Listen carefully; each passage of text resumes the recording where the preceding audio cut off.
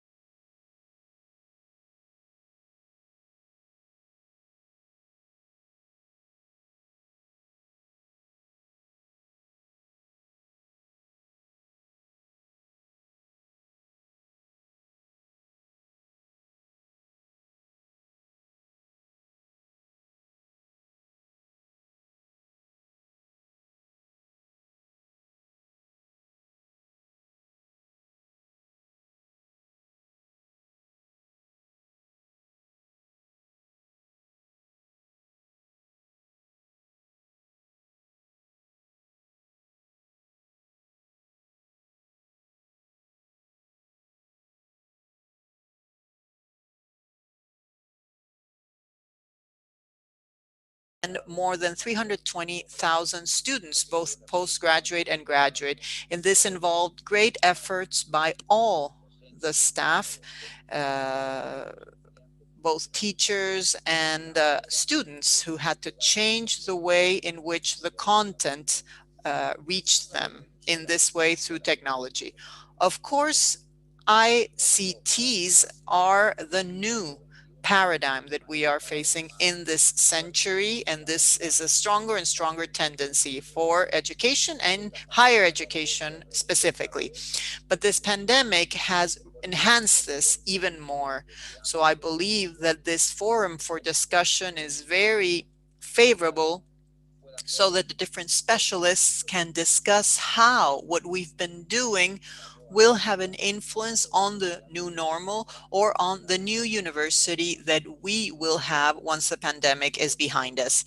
So I am convinced that in days like this, where we can discuss with academics and specialists from many sectors and from the community, hopefully we will have a more concrete idea of future steps so that the university can meet the expectations of society and become a flexible organization from an academic and pedagogical and also an administrative perspective, and meet the needs of this new reality.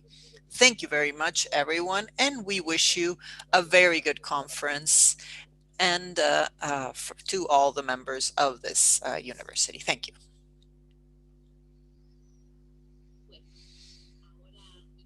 Very well. We will now invite Josep Duart, member of the Executive Committee of the University of the Future Network, to share some opening remarks. But above all, I will introduce him. Josep Duart has a PhD in Pedagogy of the University of Barcelona, and a master's in administration of the School of Administration and Business in Barcelona. He is a researcher in educational technology, educational organization, and quality of education in the School of Psychology and Sciences of Education of the Universidad Oberta de Catalunya. He has run and participated in different research projects associated with the educational use of ICTs in the academic sector. He has published many articles and papers on this topic. He is a founder and director of the UNESCO Chair of the Universidad Oberta de Catalunya, and he was in this position between 2002 and 2009. He is part of the International Journal of Technology and Higher Education, a scientific journal that is arbitrated in this environment. He is a member of the Executive Committee of the European Network of Long Distance Learning and the network and the University of the Future Network. Josep, you have the floor. Thank you very much, Silvia. I would like to begin by thanking the University of Buenos Aires for the organization of this event. We would like to especially thank the rector who gave us some opening remarks, and also the member of our network, because it's been part of our network since the beginning, and Silvia, of course, and everyone who is making this meeting possible. I would also like to thank all the participants who are following us and participating in this event from a distance and following it through technology. The initial idea was to enjoy the wonderful city of Buenos Aires, but the truth is that, well, technology is anyway enabling this meeting in every corner of the world. We would also thank the participants who will be intervening during these days. We will have Francesc Pedró from ISALC UNESCO, and we will have other guests tomorrow, distinguished guests, and we will have a panel as well today with people from the environment of the University of Latin America and the world. As I was saying, this is the 5th meeting of our network, and the issue of this session will be basically the transformations in higher education, the challenges, the actions that we face in this regard. And as you know, everything is evolving and changing constantly. So I would like to share with all of you a brief description of what our network is like and what it is about. This network was created in 2016 in Barcelona as per the initiative of Martha Burkle and myself in order to have the possibility to bring together a group of about 11 researchers. At the time, it was 11 people from the world to discuss issues about the future of the university. As a network, we define ourselves as a global research network, which today already brings together 20 researchers distributed throughout every continent. The challenges that we have for the University of the Future, and we can agree to call it the University of the Future, and this in a way is what we have today, but it's also an ever-changing process, and it is being transformed, and it also has to address many challenges, such as the new demands of the different students and the different profile of students, the different situations based on the economic restrictions, especially with respect to public funding, new education models that we are seeing now, of course, especially because of COVID, and also lifelong education, and also, of course, the issue of new providers of higher education, which are part of the environment of higher education. As a network, we consider ourselves a network with the goal of analyzing things, but also actioning on these insights. We want to have a global perspective, and we also want to apply a multidisciplinary perspective. We do not only focus on education, but also we have people from the economic sphere, and we believe that this must be a multidisciplinary approach. Of course, we focus on research, but we also analyze educational policies at a worldwide level. And we, of course, at the different events and the different actions that we've had, both with the business sector, of course, also the industrial sector, and also in terms of research. And what we've done, for example, is to bring together PhD students, those who are obtaining their PhD, and bring them together with the corporate or business sector. We believe that by bringing these global forces together and looking at different perspectives, we can address in a very interesting way the analysis of transformations in higher education, and also provide and contribute ideas. When we design educational projects in our universities and in the different situations of higher education, like I've said, we can enable these spaces for interaction, professors, and also, like I said, with the corporate sector, and thus connect them with the industry to meet their needs. And we've had cases also with meeting with startups. So what have we been doing over these past 5 years? We've had annual meetings such as this one. We've had the past 4 years. We had a meeting in Barcelona, in Hagen, in Germany, in the University of Pennsylvania, in the United States, and also in the University of Albicocca in Italy. Right now, in the University of Buenos Aires, all of them have dealt with a different topic from different perspectives. And this year, what we are focusing on is transformations in higher education. We divide this by theme, and of course, the researchers do this that are part of the network, but we are opening it up to other researchers and other people who can collaborate. And it is open, of course, to anyone who can attend these events. A few years ago, we had a specific event in Latin America, specifically in Bogota, that was sponsored by the university there in Colombia. And we had participants in the event. And after the presentation, we will be able to share the results of that panel as well. We have shared information with PhD students in order to have a relationship with all the researchers, and the researchers to bring them together with the PhD students with respect to the transformation of higher education. We have participated in 2 academic journals, writing papers for them. We participated in certain European projects. We have just engaged in a project with UNESCO and participated in the analysis that UNESCO is conducting on the effects of the pandemic. We also wrote a manifesto on COVID-19 when the situation started in March.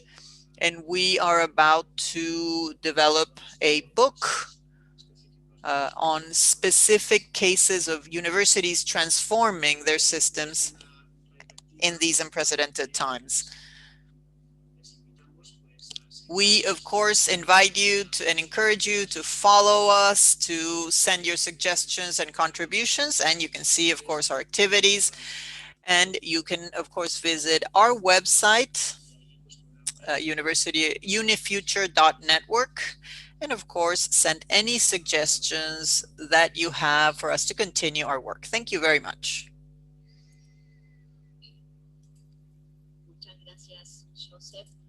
Thank you very much, Josep. I am now going to present Francesc Pedró so that he can give his keynote presentation. Since May 2019, he is the director of the International Institute for Higher Education in Latin America and the Caribbean of UNESCO. And he before was a leader of the Advisory Service for Educational Policies, including the revision of national policies, as well as comparative studies at an international level, at the level of UNESCO in Paris. He worked at the Center for Educational Innovation of the Organization for Economic Development, OECD, and he was also responsible for projects such as Teaching and Learning, International Survey, and New Millennium Learners Project. He also ran educational programs in countries of the OECD, and Francesc has a master's in education at the University of Barcelona and obtained a PhD with a thesis on compared education, and he then took postdoctoral studies in public policies at the Institute of Education of London. He teaches comparative politics in the Department of Political Sciences of the Universidad Pompeu Fabra in Barcelona, where he ran the quality program. Before this, he was the vice rector or deputy rector of the Universidad Oberta de Catalunya, the first public university in Europe which offered its courses solely via internet. He has written books on innovation, education, and educational policies. Francesc, it is an honor to have you here, and you have the floor. Thank you very much, Silvia. It is an honor for me, really, to have the opportunity to share some time with people who share, at least who share the concern for the future of the university, and put otherwise the concern of how we can help the university become that university that we all imagine or envision, with more quality and more equality as well. The future of the university is something we discuss in our institute, and our institute must be present in that discussion. Sometimes people are skeptical to make these big declarations on how the university of the future will be. One of the most important projects before the pandemic had to do precisely with the future of education. And our institute focused specifically on analyzing two possible futures, the possible futures of higher education. Our work in this respect was strongly affected by the pandemic.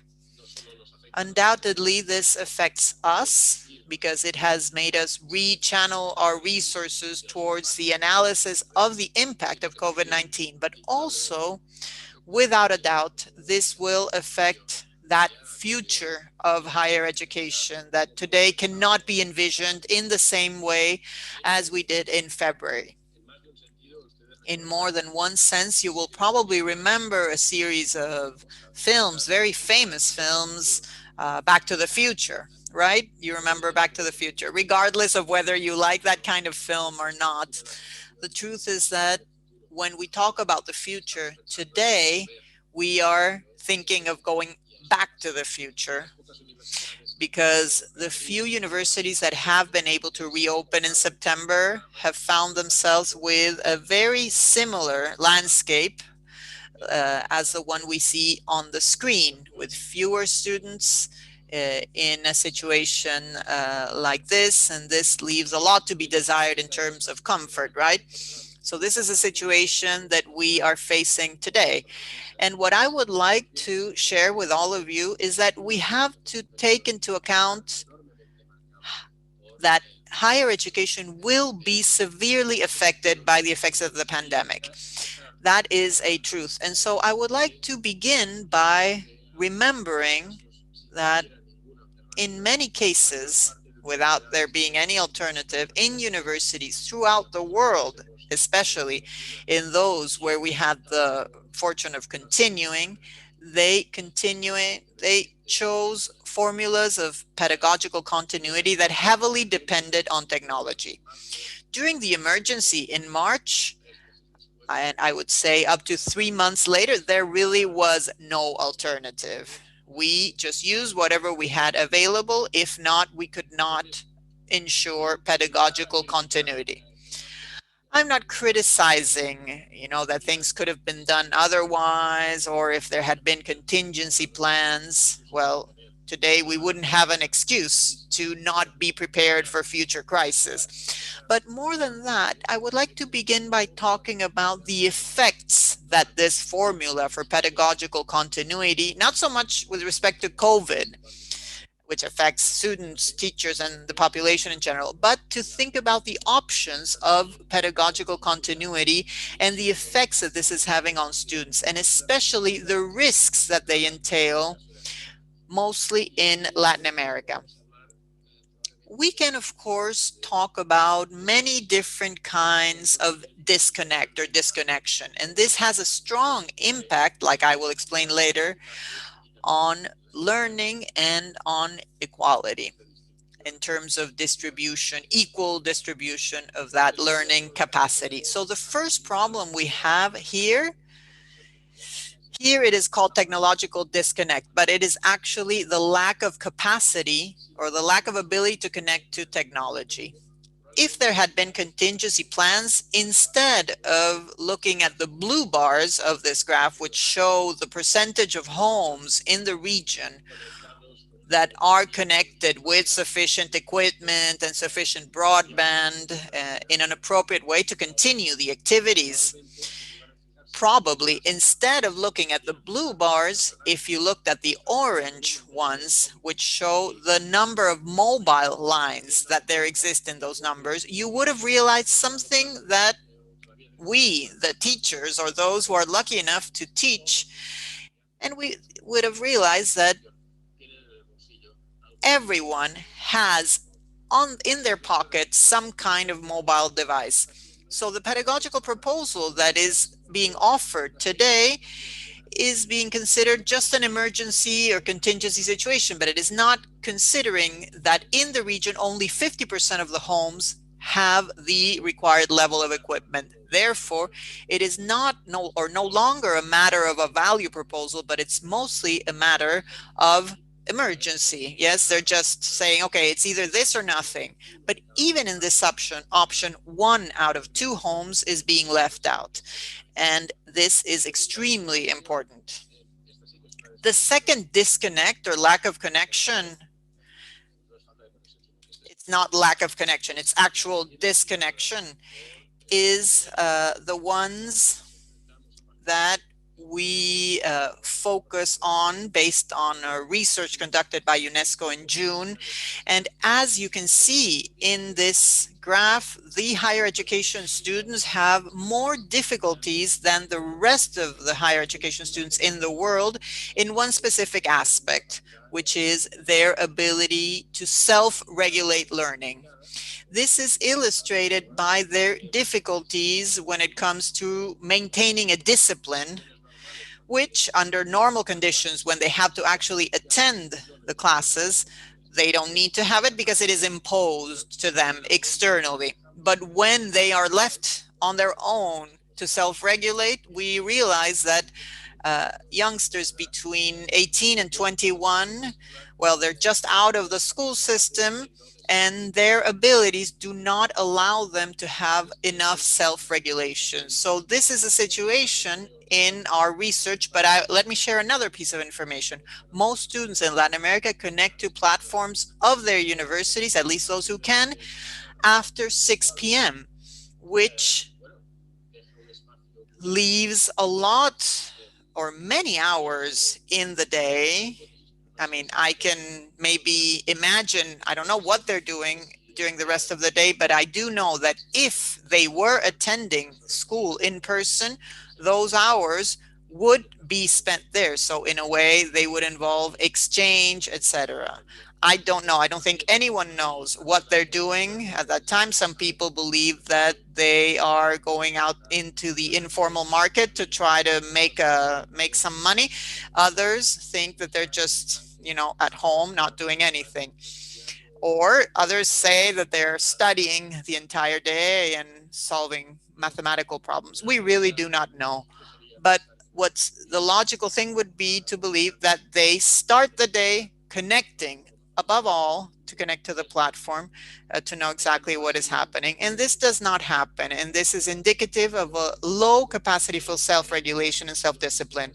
And this is a result of a school system that prepares future university students and also future workers to be very dependent. That's how they are trained. And it doesn't happen in other regions. So I think this is a very important message. Furthermore, also in this environment, there is a second vector that promotes this disconnection or lack of connection. It's that 2/3 of the students experience episodes of stress, of anguish and anxiety in some cases, which are the result of a very difficult situation that they are undergoing right now. And most of that stress and anxiety is a result of the first factor, which is the inability to connect properly with a correct amount of broadband. And this has socio-emotional impacts because it leads to social disconnection, which inevitably happens when you cannot continue to be part of a community. So this is a second element that has an impact, this personal disconnection.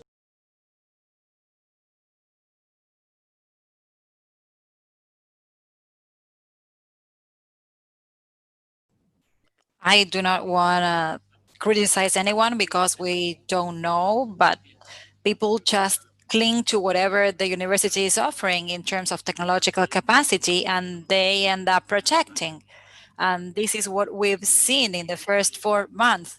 They end up protecting in the virtual field what they master in on-site fields. And this generates images like this one, where empiric research shows that it is impossible to maintain attention in a context like the one in this screen for more than 20 minutes. But still, due to schedules, we still see lessons of between 90 minutes and 3 hours. So there's a third disconnection vector, which is that the proposal being done to students that have problems to connect. They lived in a social and family context with problems that probably explain why is it that they connect so late. So imagine how hard it is for them if the pedagogical proposal has not been specifically designed for this environment, that is just trying to take to the virtual territory the things that were done in person. This is not appropriate for the channel nor for the context where students live now. Therefore, these are very briefly explained the vectors explaining up to what point, in spite of all the efforts from universities, both from the institutional point of view and the very own professors, it is very hard to solve. I could tell you lots of examples of universities that are giving their students SIM cards to guarantee connectivity, because we know that we live in a territory where most of us are connected not in 4G, but in 2G, not even 3G. We also know that several universities are doing their best to send devices to their students as a loan. We also know that several universities are doing their best to generate social emotional support mechanisms, both for students, teachers, and other staff. And finally, we know that universities, and I believe that the UBA has a lot to tell us in this regard, universities already had services oriented to the support of professors, first in discovering new technologies, and secondly during the pandemic with this necessary transition. But regardless of these efforts, I believe that the evidence shows that the effects are truly devastating. And I would like to say this very clearly because I believe that these are three effects that we have to bear in mind when discussing the future of university. And I don't want for this to be so sugar-coated. I would like for this to be an image including responsibility and commitment. The first element of these effects is the loss of learning that we have estimated around 15% in the best scenario. And let me tell you why we chose this number. The empiric research shows that during long holidays, those of around between 2 to 3 months, university students approximately lose 15% of their skills. What they know when the academic year is done and they are leaving for a holiday, they only master 85% when they return after long holidays.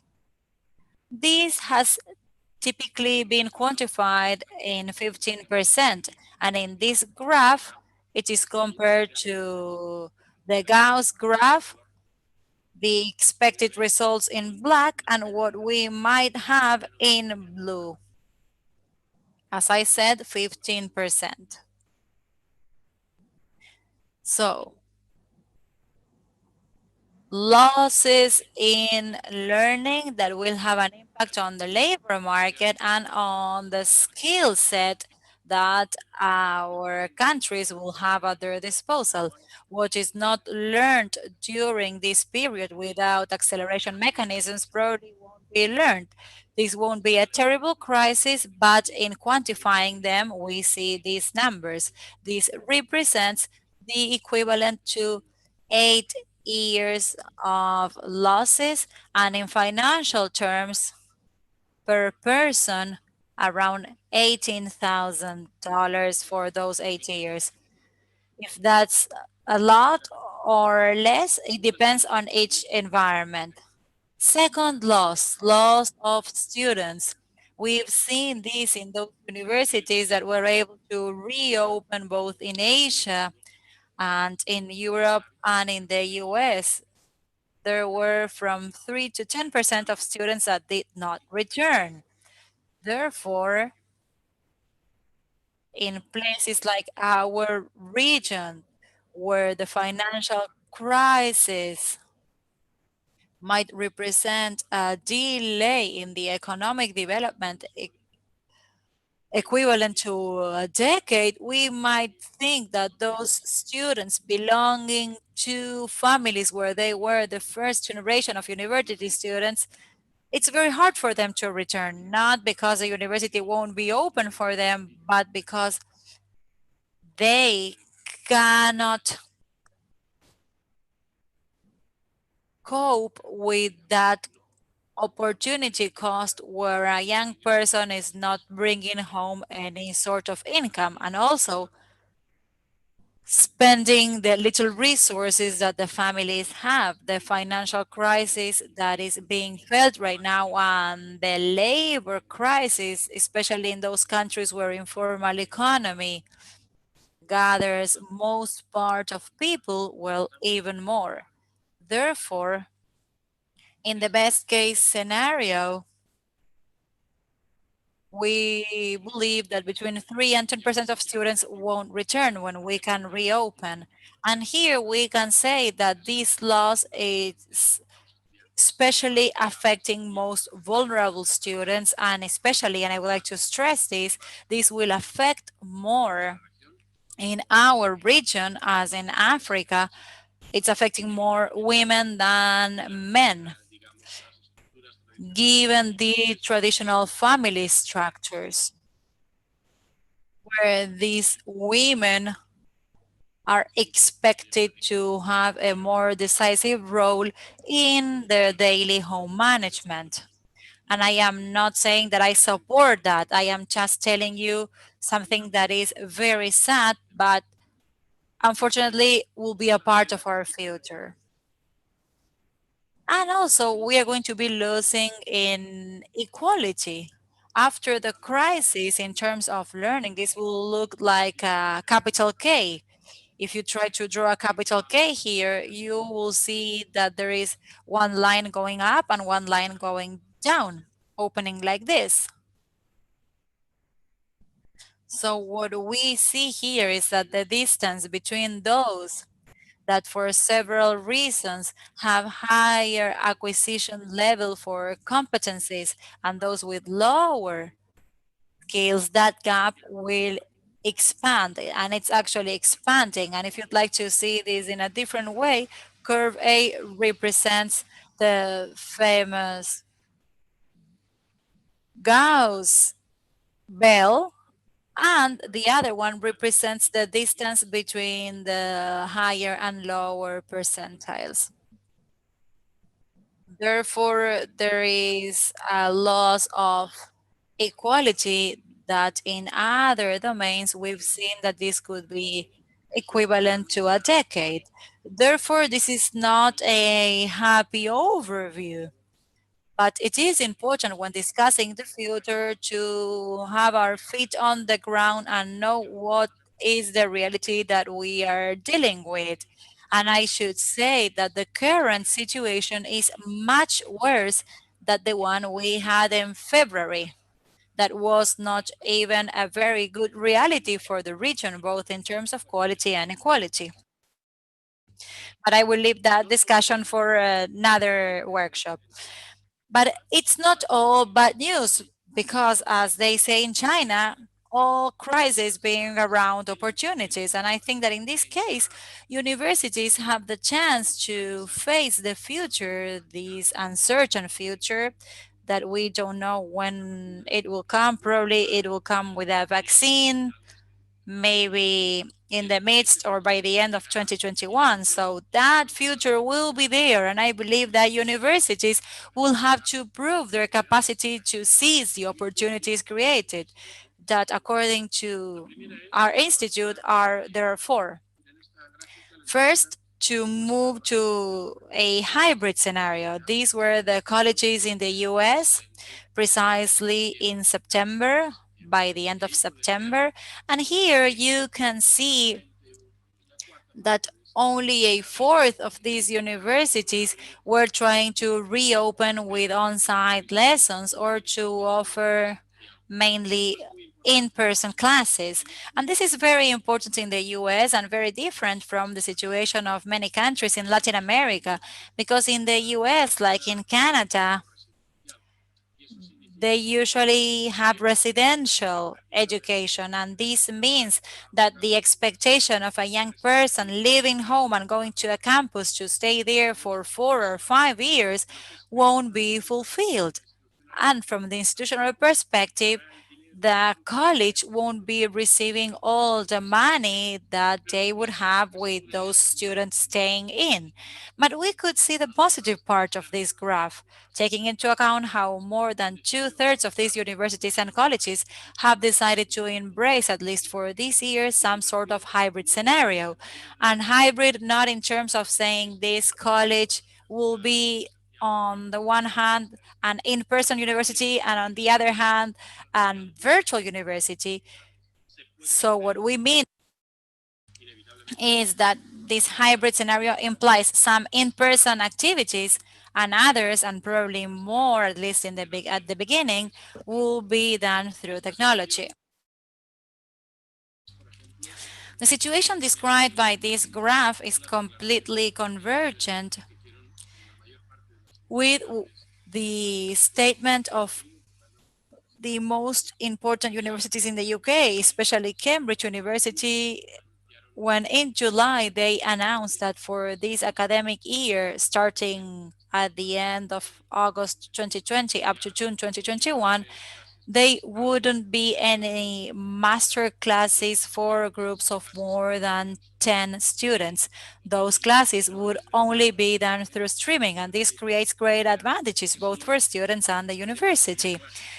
And on in-person classes would only take place in seminars, as in the Oxbridge methodology, and then for workshops. So what we see is that in other countries like in the Netherlands and in Australia, the scenario is the same, trying to move forward and discover how we can minimize, at least for now, the on-site classes and to open up the space to work with technology.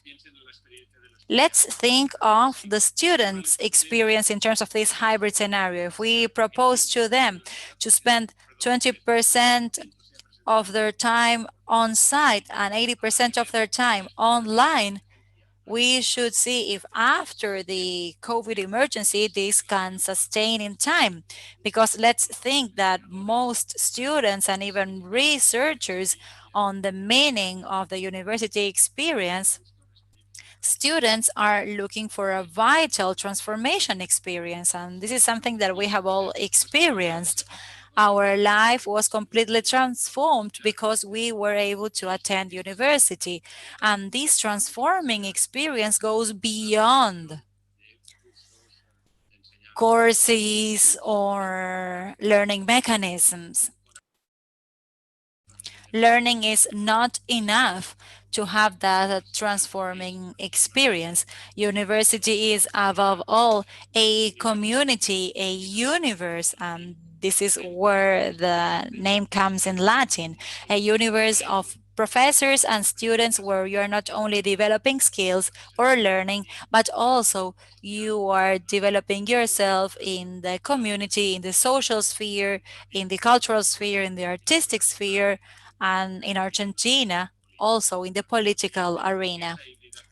Then that hybrid scenario might mean that now while exiting the crisis could be one thing, but then for the future, probably those percentages will be changed and students probably will have a proposal of at least mostly in-person classes, and then maybe 1/3 or 1/4 of the lessons would take place through technology. And this is very important.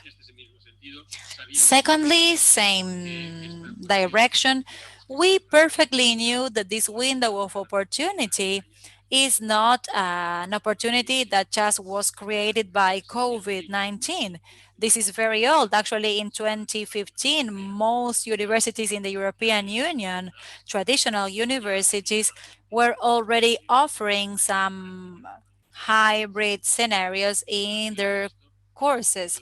And by hybrid, I mean that the proposal of teaching and learning is not only taking place in the classroom or in books, but including also some support by a platform. We also know that even in the case of the US, where this graph comes from, the percentage of residential students that state that they prefer an in-person proposal, but with online elements, the hybrid proposal then has really grown.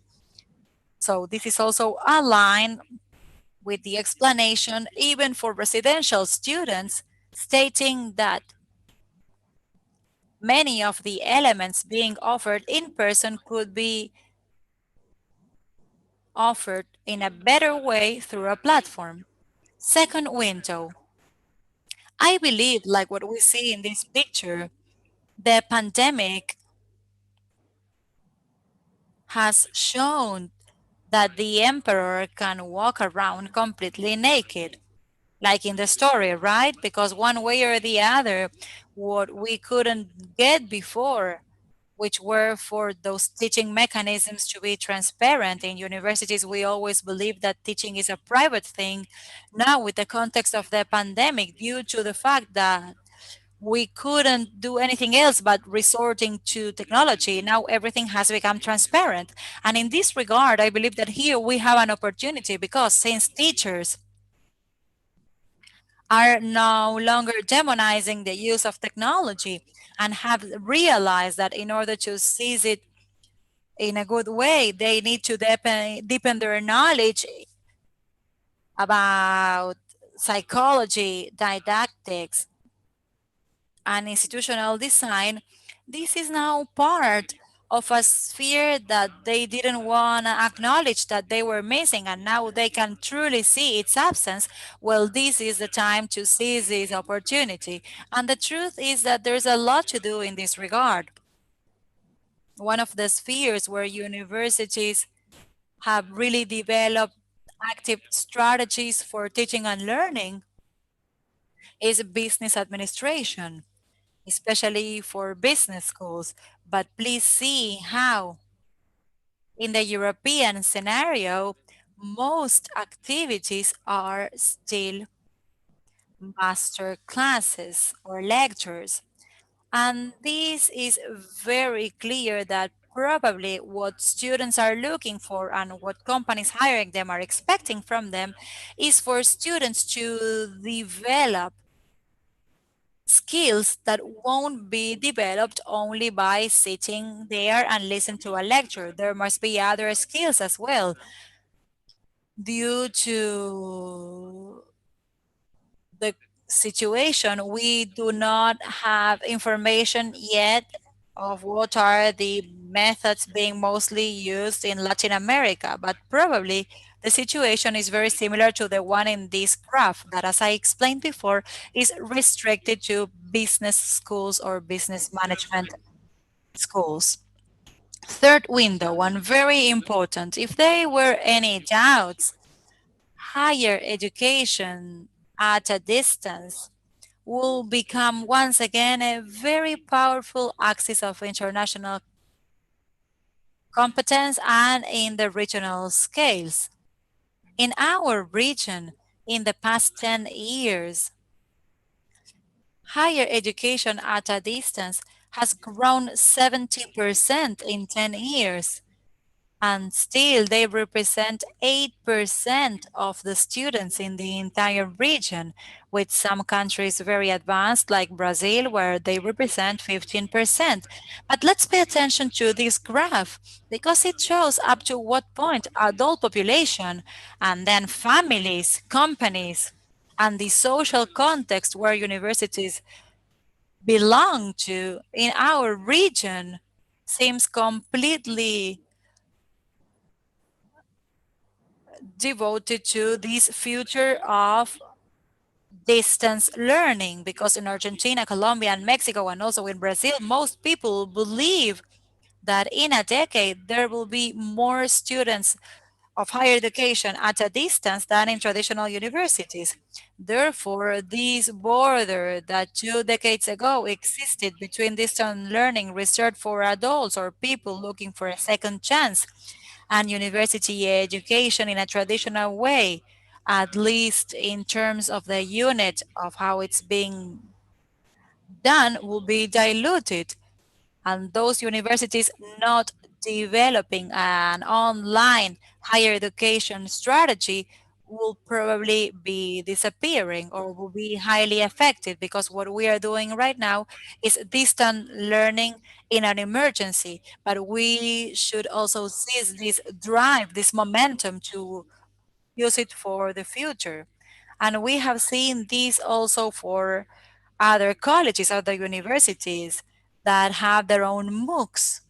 And this is very important, like in Argentina, in several universities, these offers are done by several important universities in the region and also supported by technology. And the fourth window, and I know that probably this is not today's topic, but I believe this is very important, the difference between a university and just a training center is that a university, in the Humboldtian term, is a research center, and they are expected to be researchers as well. So I would like to call your attention on a very important phenomenon, which is up to what point the pandemic has made for scientists to acknowledge, if they haven't so far, up to what point more and more are problems, the problems that we can address from science, and especially related to the SDGs, people, planet, and prosperity. Well, these are planet problems where countries cannot find their own national solutions. And this graph shows the number of papers published in international journals that were the result of transnational cooperations. But the most important thing to be is how, in a context where international cooperation should be even harder, which is the context of the pandemic, truly the number of papers being published now as a result of that international cooperation tends to grow in many countries, with some interesting exceptions, like the case of France and Italy, and surprisingly, China as well. And in the case of the remaining countries, it seems very clear that the pandemic was an accelerator for that international cooperation. And my reflection from a regional perspective is that we don't even have similar data to discuss how much of this is taking place in the region. And I don't know if it's true because I don't have the source, but I've heard in more than one occasion that 80% of the funds funding scientific research in our region come from the European Commission, which would imply saying that they go to university consortiums of the region, including also European universities. So where are the opportunities for international cooperation at a regional scales for R&D? Well, this is something that logically is a window of opportunity. We've been talking about a Latin American space for knowledge, science, and technology. And I would say that all the ministries and ministers have discussed this, but where's the money? Because without the money, that space for Latin America will never be a reality. And I would like to finish with this slide. And I would like to say that we shouldn't speak for more than 20 minutes, and I will observe that and honor that. So I would like to discuss the key goals in rethinking the future of education or of universities in a context of realism, of awareness and responsibility. First, we should do our best to, and taking into account the SDGs, we should do our best not to leave any students behind. And this is where a university can truly show that that it's not just a training center that is waiting to reopen and for students to return. A university, at least in my own concept, I don't know if in reality, is something that is represented by the Latin expression alma mater, someone that is trying to develop the spirits of these people, the members of these universities that I mentioned. So I believe that it is a good test for universities, especially for public universities, to know up to what point you are sitting in your offices or at home waiting for things to happen, or if on the contrary, you go there and try and find your students so that you really know that they are not left behind. And even better, if you are lucky enough to have all your students back in classroom once you reopen, if you'll do all your best efforts to remember that there were very important learning losses, and once again, you won't have before you a group of students that you thought were homogeneous, but you will have 10, 20, 100, or 200 different students, each one with their different learning needs and different expectations. And this is something that most of the university professors have learned during the pandemic. When they were teaching in the classroom, probably during the lesson, there were 3 or 4 questions, and that was it. But now, after an online session, they have an avalanche of questions by chat or by email. And this is what happens in events like this one here. Probably, I don't know how you'll manage that, but probably if there's a chat room or questions, I will be able to answer 2, 3, or maybe 5, but probably there will be hundreds of them.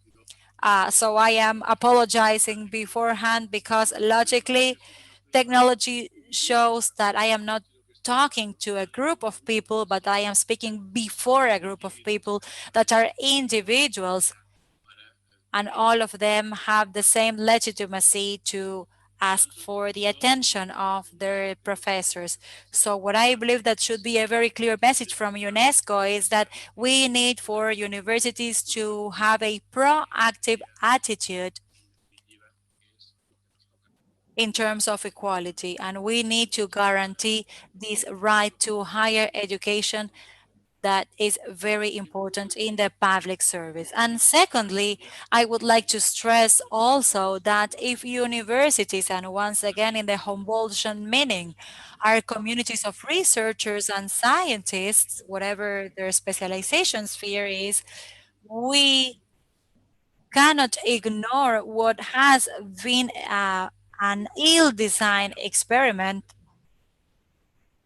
that was a universal experiment that we have all shared all over the world in terms of a dramatic, intensive use of technology. So I believe that as scientists, even though you are not a specialist in psychology or in pedagogy, as a scientist, we should be concerned about from this experiment, what is it that we can take? What is it that is really working? Because this is something that we can research now. What is working now and why? And could this be replicated when returning to this hybrid scenario that probably will take place in the future? And on the contrary, what is it that is not working and why? And therefore, we should try not to do this in the future or to try and find a way to change it.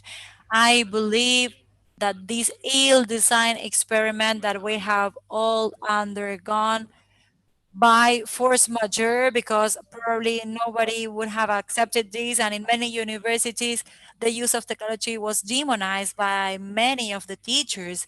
We should seize this opportunity given by the pandemic to reflect on how we can improve the experience of higher education. And let me insist, teaching and learning processes are very important to me because I believe that those are the ones that we can model or shape. But I understand that the key focus of our universities should be to take into account as much as possible the on-site experience that was so important for us when going to college. And I think that all generations should receive that same experience, should be able to enjoy that experience of being there in the university classroom. And I believe that technology could even improve that on-site experience. So thank you very much for your attention.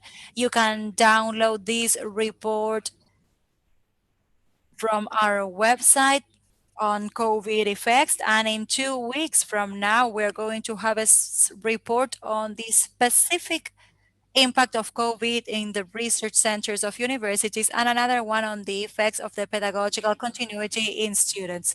Thank you very much. It has been an honor and a pleasure to be here with you. I know that I have not discussed the future very much, probably because as UNESCO, we are on the side of reality, which is still a very tough reality. And I believe that all together we'll be able to cope with this very soon. Thank you very much.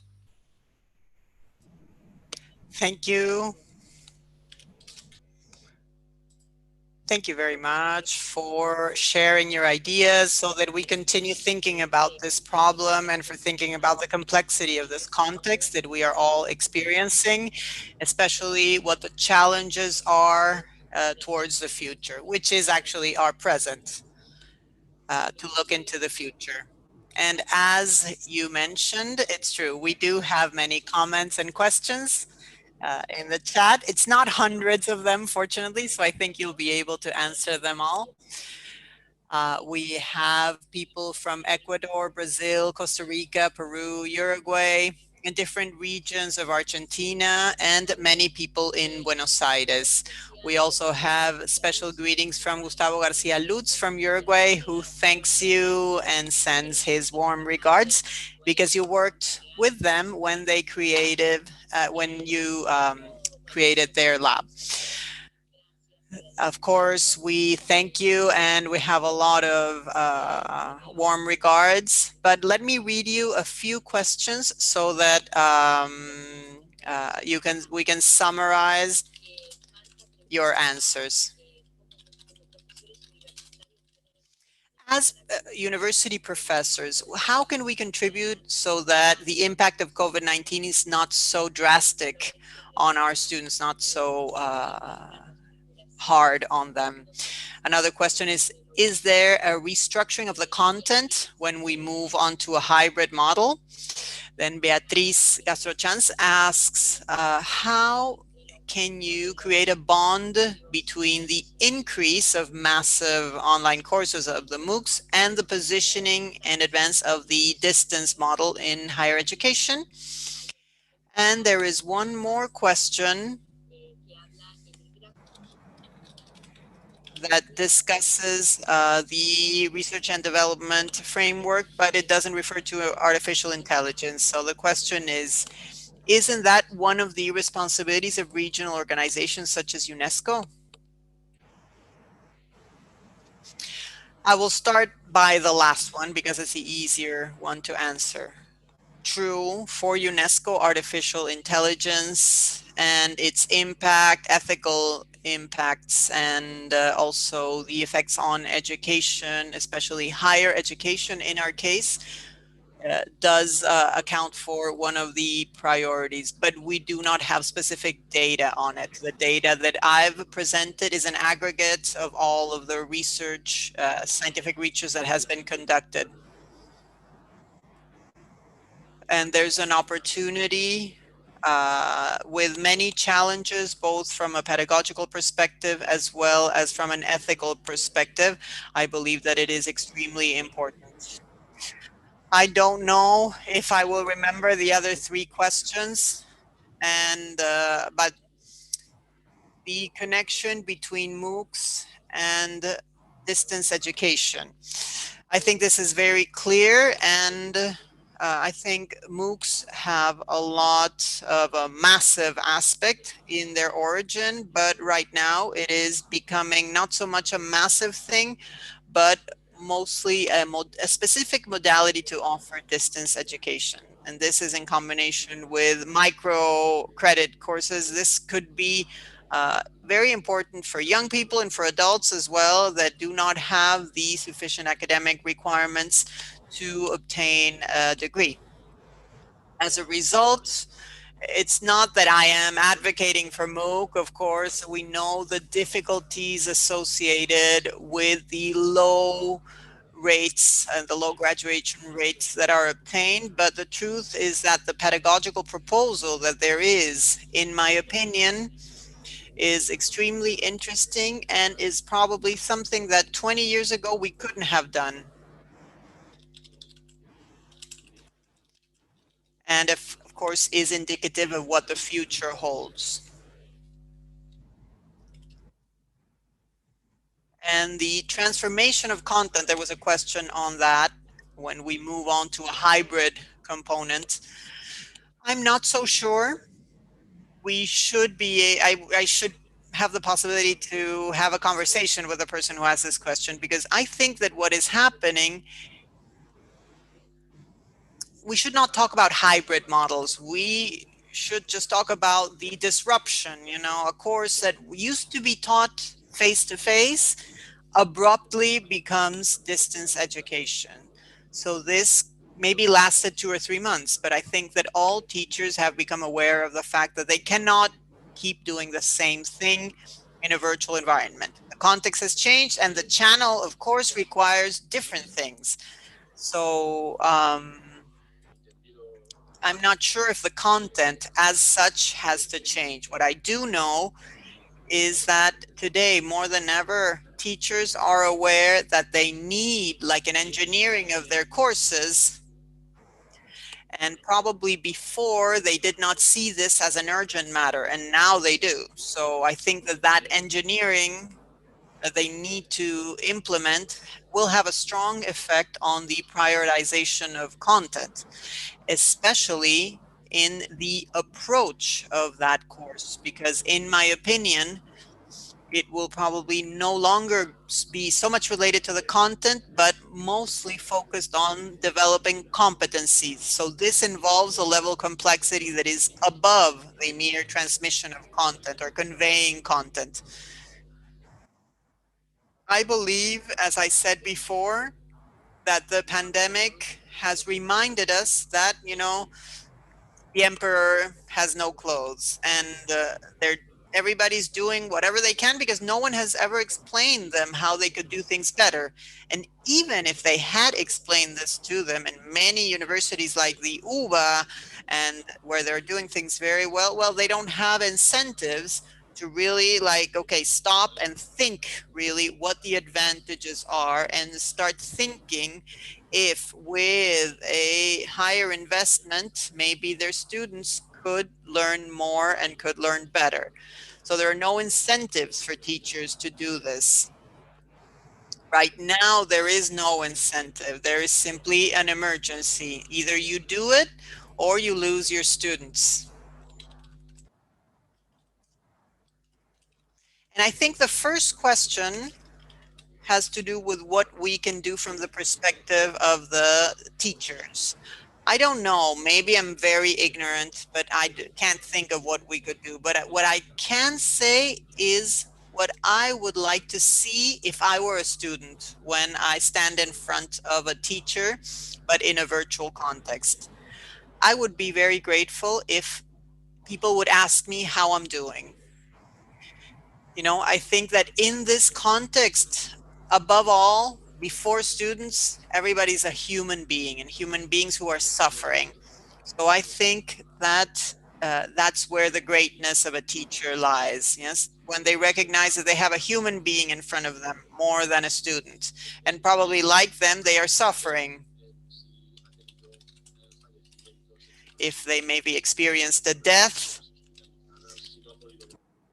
in their family, if they haven't been able to return to their homes.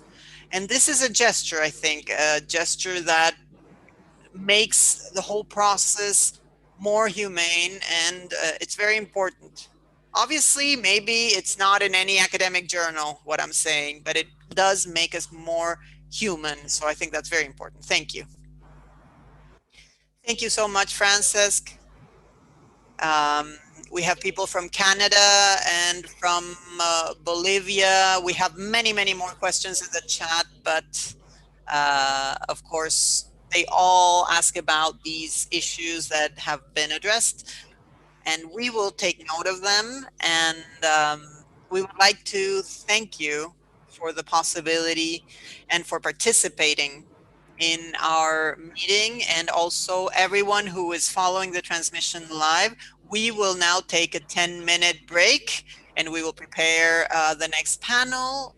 We will say goodbye to Francesc, Pedró, and we will be back in 10 minutes. Thank you.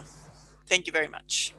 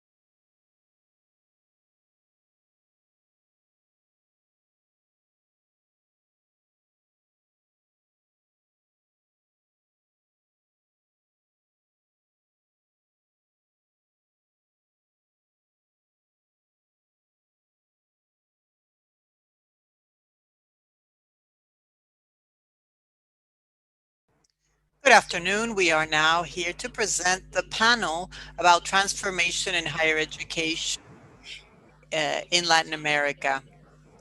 We have Maritza Rendon, Dennis Valant, Maria Elena Chan, and Catalina Nosiglia. We will introduce each one of them in a minute. The panel is moderated by Karina Leon. She is a doctor at the University of Buenos Aires in the chair of educational technology and the master's program in technological education of the School of Philosophy and Letters of the University of Buenos Aires. She also teaches at the University of Buenos Aires at the master's program for public policies also at the University Torquato Di Tella. She's a researcher at the Educational Science Research Center, director of UBA 21, and director of Education and Pedagogy Center of the University of Buenos Aires. She has also written different publications on educational technology and also member of the University of the Future Network. You now have the floor to present the panel and introduce the debate. Thank you very much, Silvia. We have a very strong panel with 4 women that I will be introducing very briefly. What's most interesting is that we will be exchanging based on 2 specific questions. Each question will be answered from their own perspective, their own point of view. We have Maria Catalina Nosiglia. She is a professor and researcher in politics and education of the School of Philosophy and Letters at the University of Buenos Aires and the Secretary of Academic Affairs of the University of Buenos Aires. And she is the host, they are the host of this event. Maritza is from Colombia, from the Universidad Cooperativa de Colombia. And in October 2019, she was chosen as as part of the Inter-American University. She is also a researcher of the level 3 of the Institute of Education ORT Uruguay, and Maria Elena Chan Núñez. She is a professor and researcher at the University of Guadalajara and a member of the National Researchers System. And she currently runs strategic projects in the line of digital transformation and new professions. She is also a coordinator at the Interdisciplinary Network of Education at a national level, and also the Network for Online Education Research in Latin America. The first question for this panel is, what do you believe are the transformations in higher education that are most relevant in the past 5 years? Which ones have appeared with COVID, which ones will stay, and which ones will go away?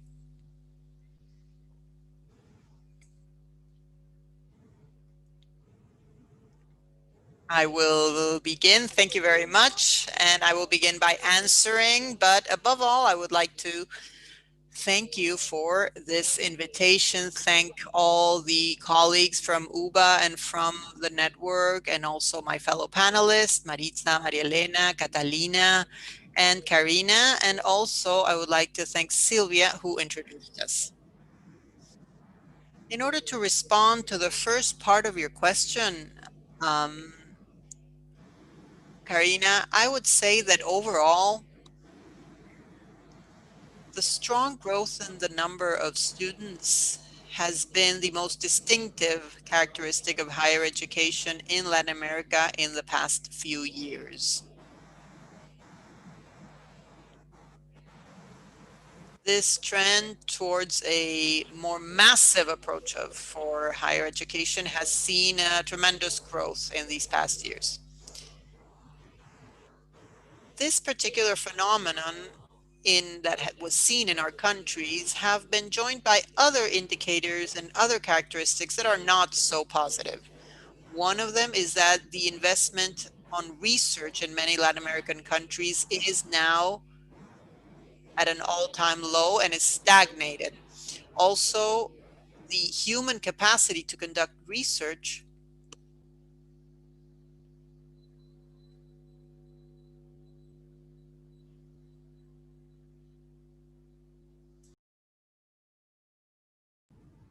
is below that of other regions.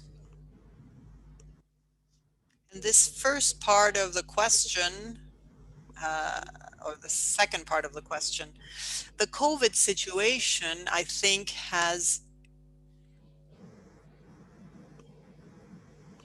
underscored the importance of research. And on a more positive note, universities today have had a main role in Latin America in the response to the pandemic. Now, moving on to the second part of the question. Transformations that occur as a result of COVID, I think the first thing to point out is that universities were not prepared for such a disruption as the pandemic brought about. The educational system as a whole was not.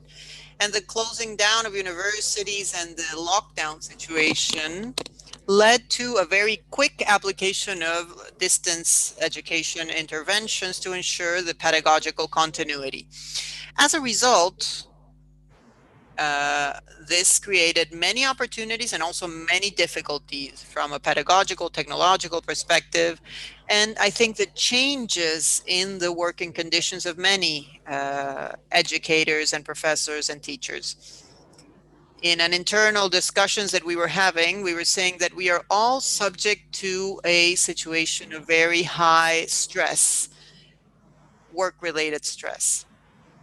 As a result of the pandemic, universities had to adapt very quickly to the context. We had to adapt the content of the courses. We had to adjust, of course, the way in which these courses were taught.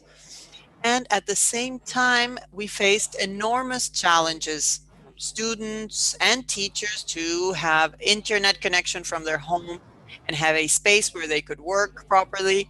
So I think that the responses were not even, were very different. And in those universities where there had already been some exploration of the digitalization process, there was a proper response to the circumstances. However, in other universities where there wasn't much experience with teleeducation, there were many challenges, especially in order to respond quickly. Also, the universities that had an effective technological platform beforehand, of course, were able to act more quickly.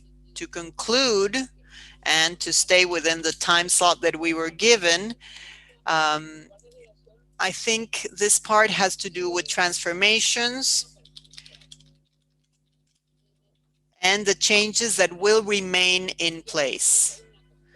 I think there is one thing that is constantly observed nowadays, which is the fact that the health situation that we are experiencing has triggered changes, major changes in the configuration of higher education as we know it. And in many cases, I think it has visibilized things that were previously invisible. And the pandemic has challenged the models for higher education. And Pedró was saying it, it does mark a transition towards new strategies encompassed and defined by hybrid models. So I think that in many countries, there is a big challenge to build a higher education model which can articulate face-to-face with virtual in an efficient and productive manner and in the long term. And also, I think that more than discussing an online teaching structure, I think we are in the process of developing a process of emerging remote learning. And that kind of learning, that form of education has methodologies which are different from face-to-face education. So I want to respect my 6 minutes. So I conclude my intervention here. Thank you.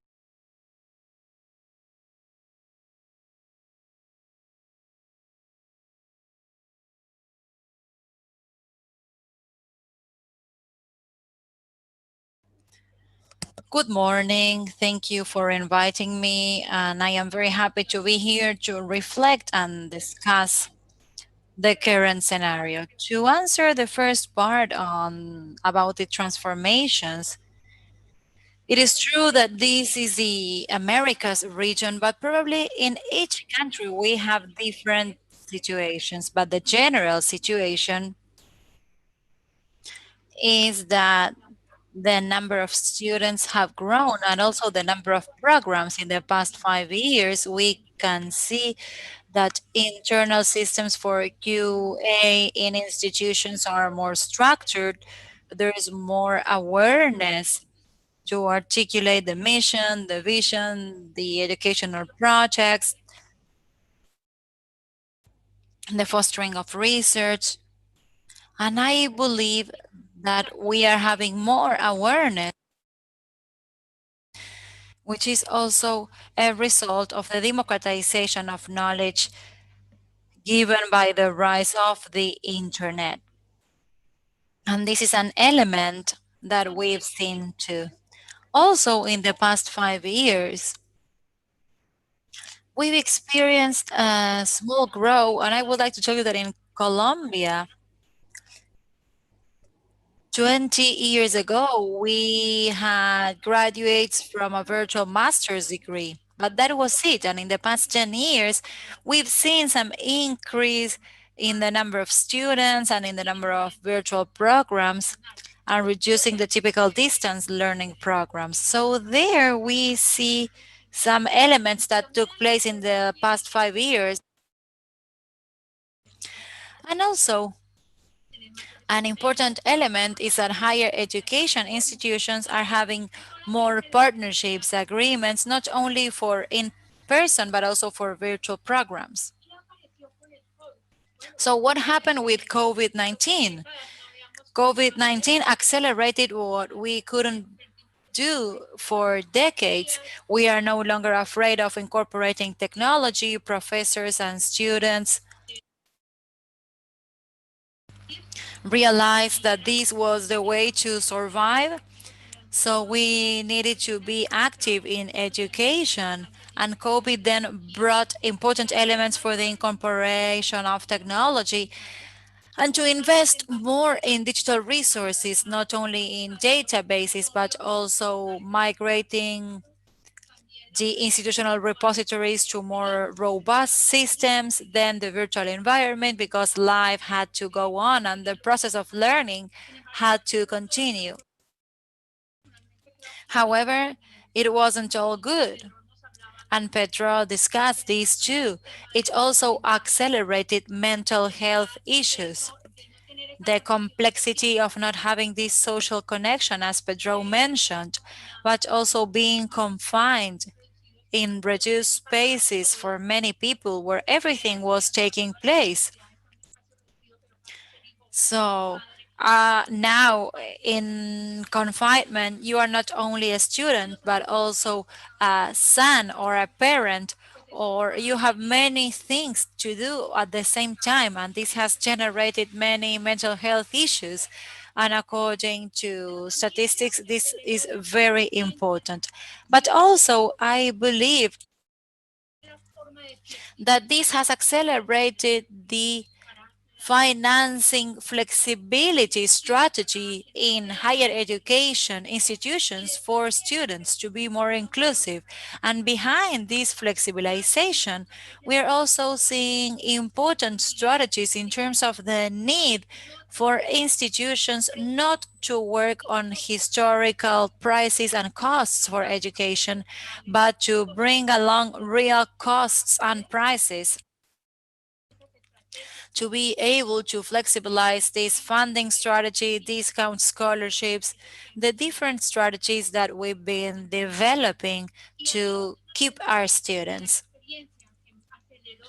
And also, COVID-19 accelerated and showed the lack of information that we had about our students and our professors. Demographics are not enough as data.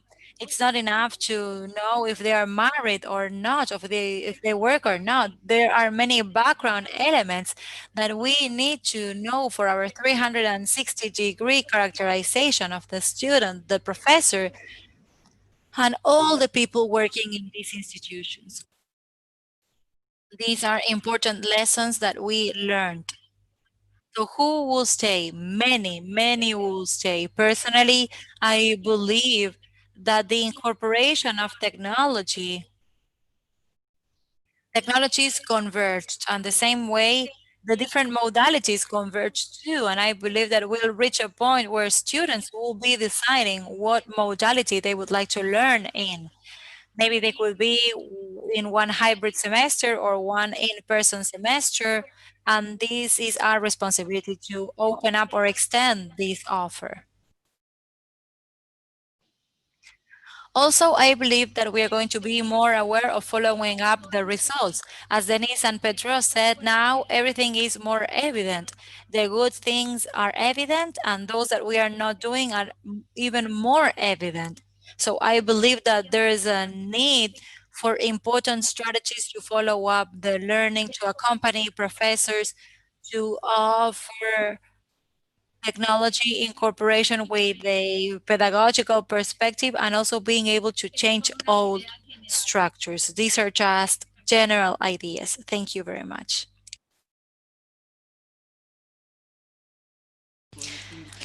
Thank you very much for the invitation. And I completely agree with what was said. I believe that we are facing key changes in the global level. And one of the most important ones is related to the fact that if we take into account the past 5 years, we are having the first generation where technology is completely omnipresent. Or the first generations, we are talking about people who were born from 1995 up to now. And they have a digital culture that is completely different. This is something that professors realized before the pandemic, of course. And this has important implications in their expectations from universities, and especially in terms of the customization of their learning, because they are used to having an elective behavior in front of the screen all the time. They usually decide what to watch, when to watch it, and this culture creates a gap in daily life between their school life and entertainment or other things that they do, or self-managed learning on other topics that are not school topics. So this has been affecting us for a long time, and with the pandemic, it is deeper now, but this sensation of facing students with completely different behaviors compared to students from 8 or 9 years ago. So this is an accelerated change. Moreover, the curriculum is more flexible now, especially due to these demands that come from outside. There are strong pressure from the economic sectors towards institutions. They are talking about the adaptation of the programs or curricula, and maybe in the past 20 years, we've been changing them. But I believe that in the past 5 years, this change has been stronger, especially in more institutions, due to the partnerships that were already mentioned. The possibility of doing international mobility has also taken us to these sort of disruptions that were slowly regulated and offering more implementation possibilities. I would also say that now the QA of the programs is very important both nationally and internationally.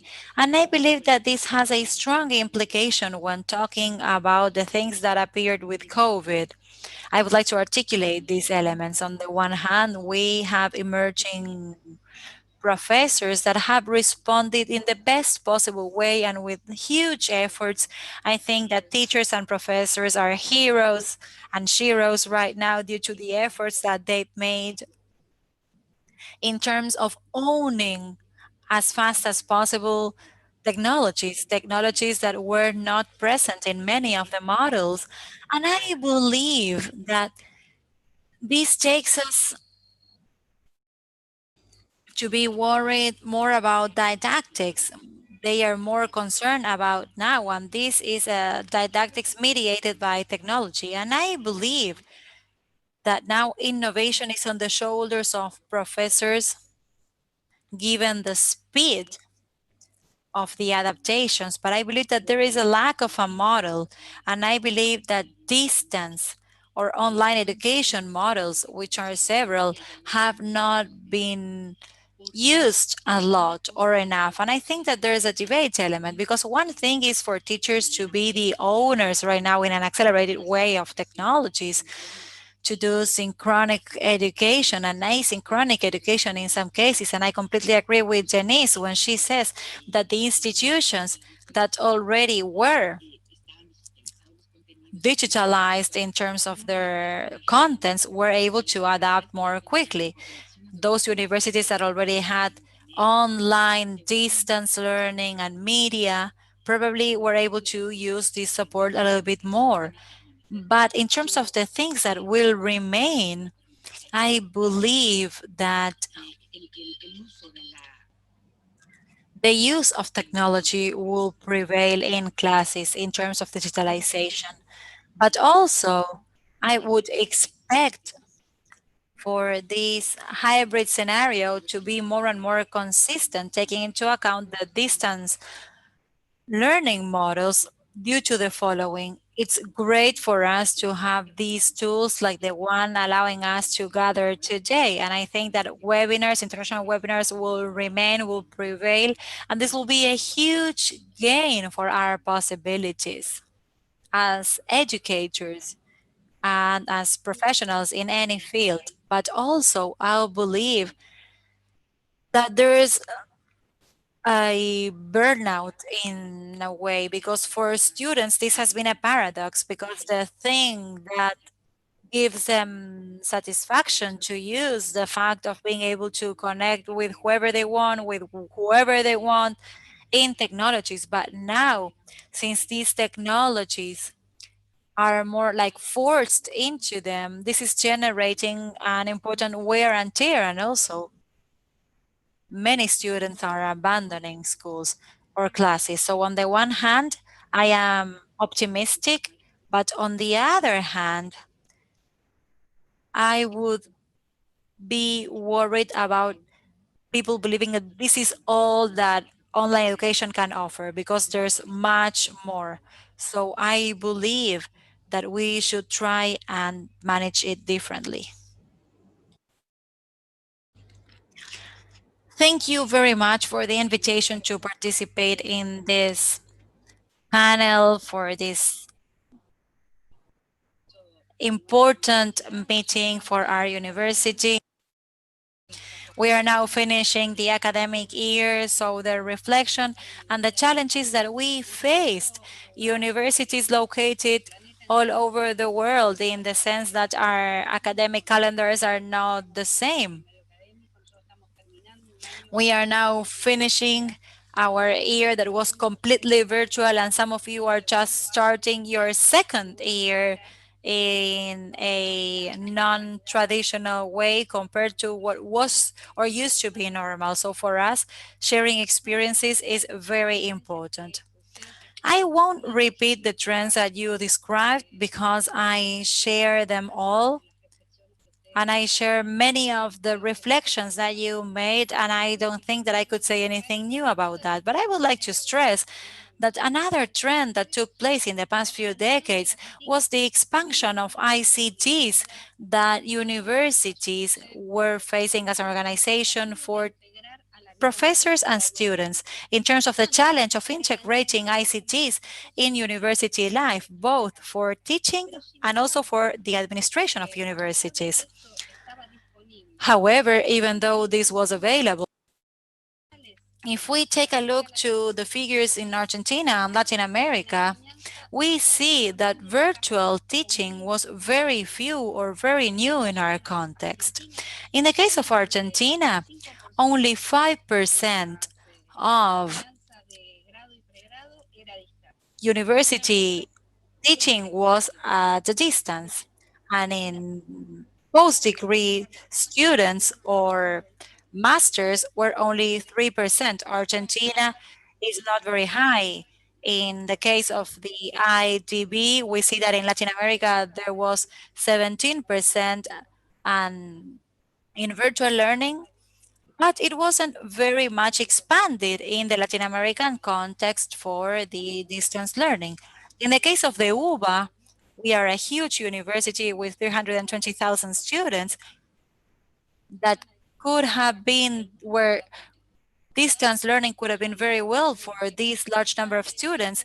Only the economic science school is offering 30% of their courses virtually. Other 8 universities didn't have any courses in the virtual sphere. And in postgraduate studies, the situation is not much better, but there were some offers for virtual teaching. But from the qualitative point of view, in the action plans of higher education conferences celebrated in 96 in Cuba and in 2008 in Cartagena and in 2018 in Argentina in Cordoba. Within the action plans for priorities for higher education in our region, they were already introducing the new ICTs, first as a tool to give place to exchange, and then as a good element for democratization given the larger demand for higher education that in the last 45 years, the number of students at the university level multiplied by 4. And finally, in 2018, given the expansion of distance learning offers of doubtful quality, the idea of having common criteria to assess the quality of postgraduate programs. And in 2018, they were already stressing the huge efforts given by distance education, taking into account the poor connectivity of many of our institutions. In Argentina, in the 90s, there was already a university network for distance learning created with the concern of all of them working in universities, attempting to exchange and be able to prepare and train teachers in this modality. However, when the pandemic hit, of course, at the UBA, we have programs with more than 30 years of distance learning, like UBA 21, but most of our professors and schools were not prepared to face this challenge. First, we need to wonder what were the reasons to start thinking about policies so that these changes that took place given the exceptional situation of the quarantine in our government and in our country to see what were the reasons why this didn't happen before. And I looked for some, and we carried out some surveys with students and professors and academics from our different universities or schools. And on the one hand, the idea that the university and the University of Buenos Aires is quite conservative. Therefore, the academic organization by schools did not favor the innovation of the teaching practices. This could be a reason. Also, our professors didn't believe that the quality of virtual teaching could be the same as in-person learning.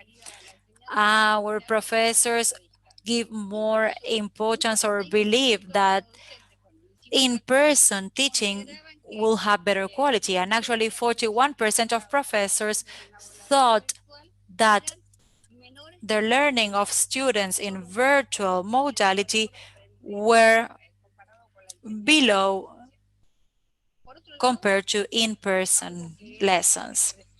On the other hand, something else that I read in all of the studies is that professors believed that they were ill-prepared to face this challenge. Ill-prepared, not always due to the fact that they were no political institutions to train them. We created the CITEP, co-organizer of this meeting, 12 years ago. However, very few of our professors, 8,000 students were trained during that time. However, during the quarantine, we have trained 22,000 professors. So professors had the chance of training, but they didn't believe it was necessary. On the other hand, students are also in-person students. They are not experiencing this modality. So we should not only train teachers to teach in the virtual environment, but also we need to teach students in this new modality mediated by technology. And of course, young people prefer to be there in person because there are other additional values while learning in university, like socialization. And then a huge challenge in our context of poor countries is that not everyone has the digital tools, the connectivity to be able to go through technology mediated learning in the right way. And finally, the fact that unfortunately, as an institution, we were not prepared from the technological infrastructure point of view, and even our professors also had problems to access the internet, to have the right exchanges on the web, and also not all of them had digital devices, not only the students, but also the professors, to guarantee the possibility of being in this modality the right way. So I was wondering why this didn't happen, even though there was availability. And by the way, all the things that we did not do in all these decades, I know that you belong to this world more than I do. I am not a specialist in technology. I am a manager in the university and I work in university policies. So even though this subject was on the agenda, our institutions did not deal with it. I would say that private universities seized more the opportunity than public university. In our context, 74% of the students in this modality belong to private universities. So what will prevail or remain? According to our professors, hybrid modalities. Also, according to them, all the efforts made to give the technological devices and infrastructure to all of our universities. We have strengthened our virtual campuses. Then, probably, this has produced the need to reflect on our own teaching practices. Therefore, professors are now more sensitive in terms of rethinking how they used to teach, and for students to think of new strategies for learning. But also, we will need to rethink the university programs and curricula. In the case of the University of Buenos Aires, the UBA, we will have to have hybrid modalities in our study plans, and we'll need to think what subjects will be done completely virtually, some other hybrids, and some others that necessarily will have to be in person. I would say that the biggest challenge and the biggest stress takes place with those degrees that necessarily have to take place in person, like med school, dentistry school, etc. So the huge challenge right now for us finishing the academic year is how to try and give those students that need to be there in time the opportunity to return so that we can help them to finish their courses. But I am about to finish now. I hope I didn't talk too much, but this will not be possible without the right institutional conditions. This will not depend only on the goodwill of professors, nor the interest shown by our students in terms of the benefits that they could have been assessed as positive in this modality. There should be institutional conditions promoting the maintenance of these changes and innovations. We need to identify within our institutions, and I discuss my institution because it's huge. Except for Maritza, the rest of the professors here also belong to very huge institutions. Probably then you have similar challenges. So we need to identify stakeholders committed to this and create partnerships with them. If the university as an institution will not have incentive programs to promote these changes, then they will not prevail. We have funds called UBATIC to promote this, and we would like to have more of these types of funds to maintain these changes. Of course, with no budget for these type of programs and to improve the infrastructures, this will be very hard. Unfortunately, we are in a situation where our countries, especially public universities, depending on the national budget, we are facing a large budgetary constraint. Without budget and without funds for this, it will be impossible to maintain this. And lastly, I believe that you already highlighted this because all of our professors are very stressed in this new challenge. And then we need to review the collective bargaining agreements, establishing new profiles and responsibility for professors that could be more suitable to these demands of this new teaching modality. Thank you very much. Thank you very much to all the panelists. We have many questions, but we will try to first close this panel and then include these new questions after the second question. The second question is the following. You moved forward with a diagnosis of the transformations, which ones were before and which ones started with COVID. The question is, what questions or what would you say to policymakers and decision makers in terms of the challenges of the future years, challenges that we will need to focus on and address in our universities? That would be the second question, mostly focused on the future, not so much on what happened in the past, but mostly about the future and what follows. So you have the floor. Thank you. I think I was going to start. That's what we had agreed upon. I think I mentioned this briefly. There are certain institutional conditions that are necessary in order to maintain these changes throughout time, or else these changes in some groups can disappear and go back to previous practices. But I think that it is essential in order to ensure these changes throughout time. I think that this has to do with policies that we need to further develop and implement, which have to do with training our professors and our teachers in these new modalities. We must create opportunities for new formats and new procedures of education, so that they can become part of a more diverse strategic teaching. Yes, not just an emergency measure for remote learning, but to actually focus on distance education in a real manner. Also, we need to include emerging technologies. We talked about artificial intelligence.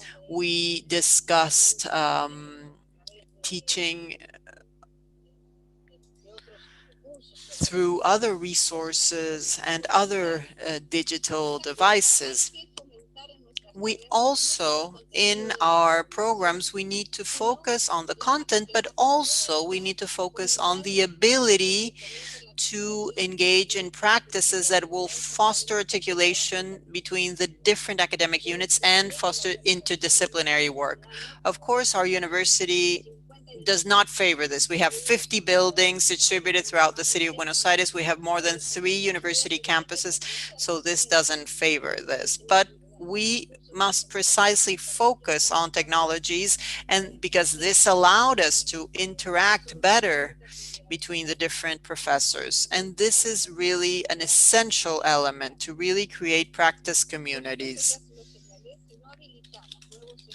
If we do not open up new spaces for innovation and research on this issue, we will probably have changes that will be more ephemeral. And another topic that I believe is essential, we must rethink what the teachers study.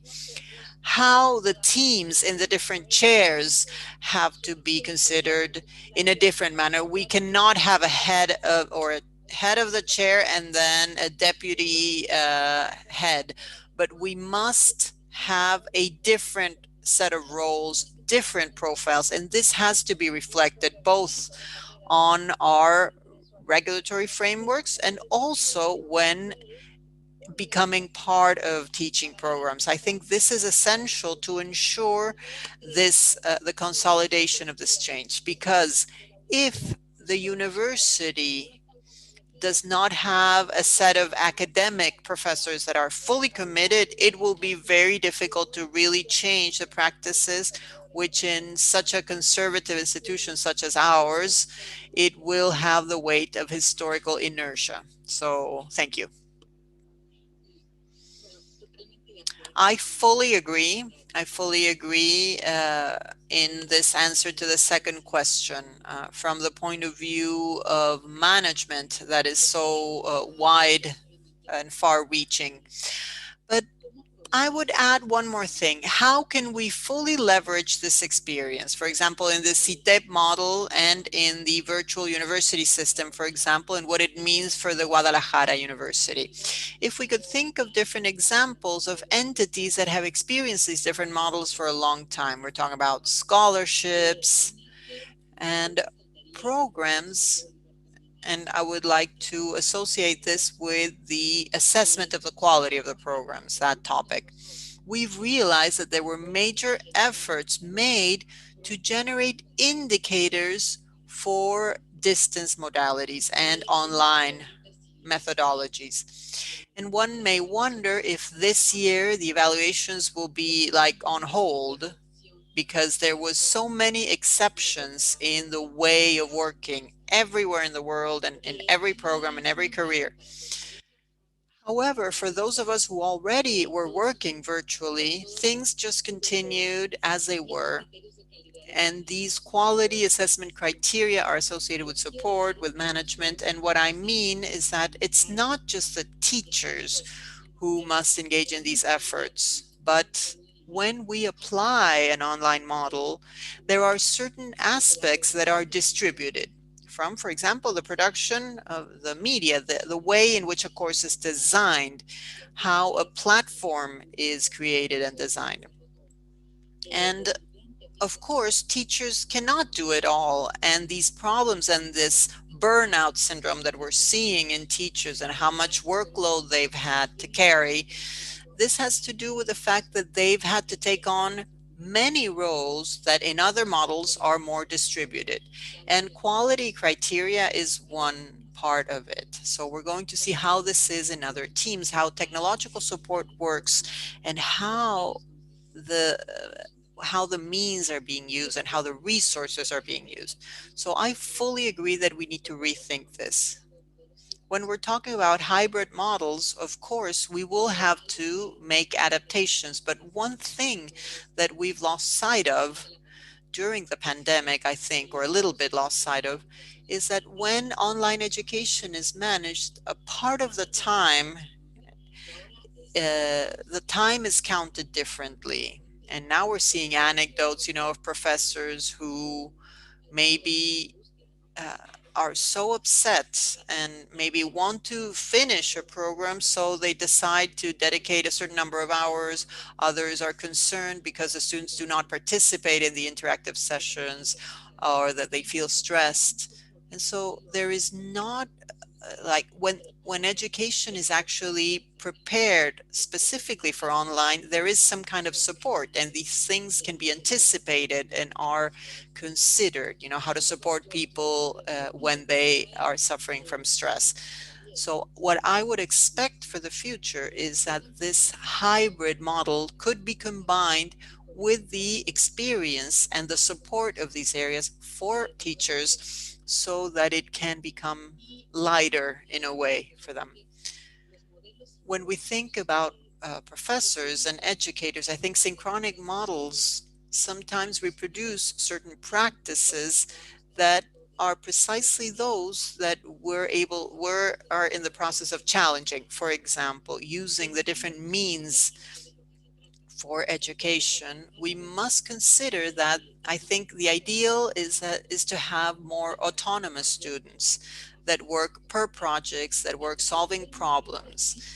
Because if the model does not change and we continue to expect a typical class, even if it's through Zoom, through Meet or whatever, the model is still not changing. We're still expecting a class. So the trend and the universities that are really in the future are working with a concept of educational support that has nothing to do with the traditional chairs of universities. We shouldn't give up that model, of course, but I think that what's most important is to consider this combination, because there is like a threat or a risk also. We prefer to call it challenge, maybe, for universities to remain relevant, because we value what we do, we value the knowledge, and what we're trying to do specifically is to consider that the survival of our programs, educational programs, and to continue to make them attractive and for students to really be eager to participate and to create scientific and professional communities will heavily depend on the way in which we are able to identify, not just the way in which we bring technology into our pedagogy, but also how we transform professions. One of the lessons learned during the pandemic is how many professions have adapted. Telemedicine, for example. We know consultancy agencies and network economy, and also in more critical terms, not only thinking about adapting to this ever-growing economy, but also the fact that everything that universities contribute to analyze these problems have to do with critical consciousness. And this has to be available for students using the means to get to them, to reach them within this context of digital culture and ever lasting evolution. I think programs need to be renewed, not just the didactics. When they were mentioning about the importance of modifying the curriculum, I think that curriculums need to be modified, and new knowledge now needs to be also a hybrid, not just in the modalities, okay, but also the disciplines and the way in which we are responding and addressing these challenges, which is part of any profession. So if there are no radical changes in the professions themselves, we will hardly be able to move forward thinking that this is just didactic innovation. I think both things are very important.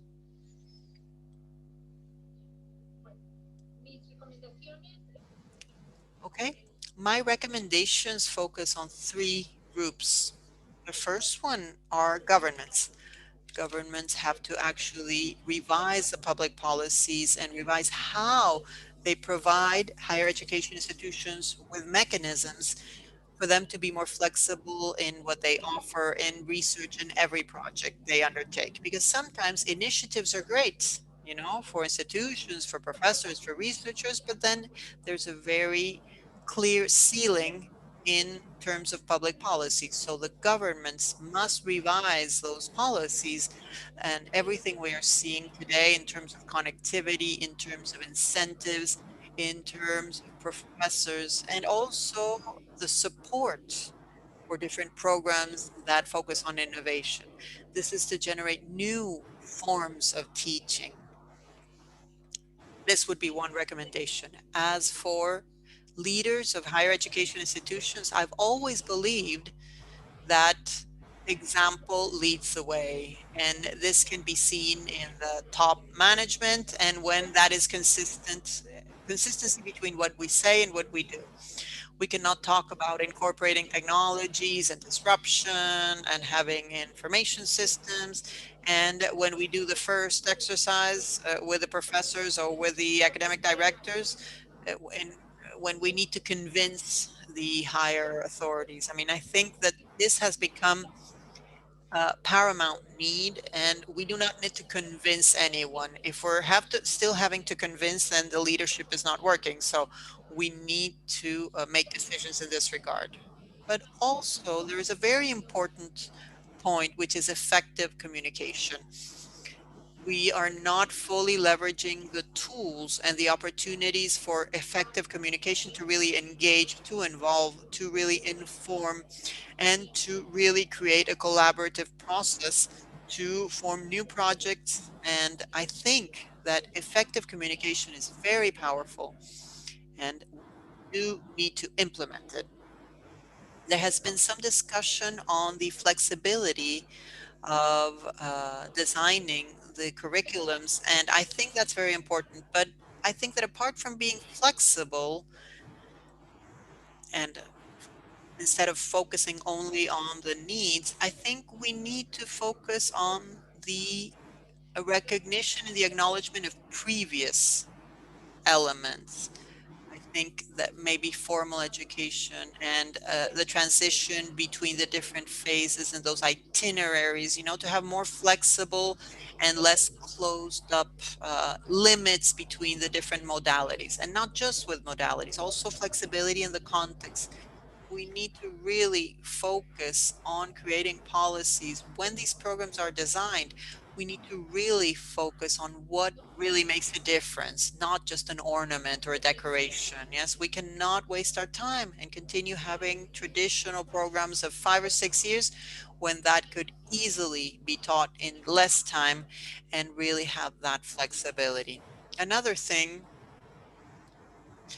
I would tell the leaders of the institutions of higher education, uh, a little bit with respect to what I said before, these historical elements. I think we should really reach a granular nature for this process. And what do I mean by granular? The real costs and the real values must be per course. And in this way, we will achieve that flexibility so that a student can gradually acquire the knowledge at their own pace and have schemes that are previously established, but not so much work with the value of the program, the value of the semester, but really reach this granular aspect. If we achieve competencies in previous learning, and if we incorporate that and combine and engage in that flexibility so that there's more mobility between one profession and the other. And we also must ensure the sustainability of higher education institutions, and we cannot endanger those processes. So I think that granularity would be highly beneficial. For example, in terms of the cost of a course, this flexibility would make a big contribution. Without a doubt, having clear policies and incentives for digital competency for professors and students is essential. And this must be an ongoing process. This is a characterized a 360-degree process that will focus on the integrity of the professors and as a result be able to present development plans for personal development and also for professional development for those professors, and what is has to do with research and also with extension. I think we need to review the proposals of the different educational projects. Traditional models for sure are not there, and we need to migrate to what we call 3.0 or 4.0 quality. The numbers are really not important, and we have many different numbers in the literature. Now, if we migrate towards a model for learning results, the education will be more relevant, as well as the training we provide to professors, because we will be able to identify the areas, the specific areas where we need to focus. In education, we work towards learning, of course, also for research and extension, but the greatest evidence of the good we do and our quality is reflected in learning results. Another recommendation for professors would be the following.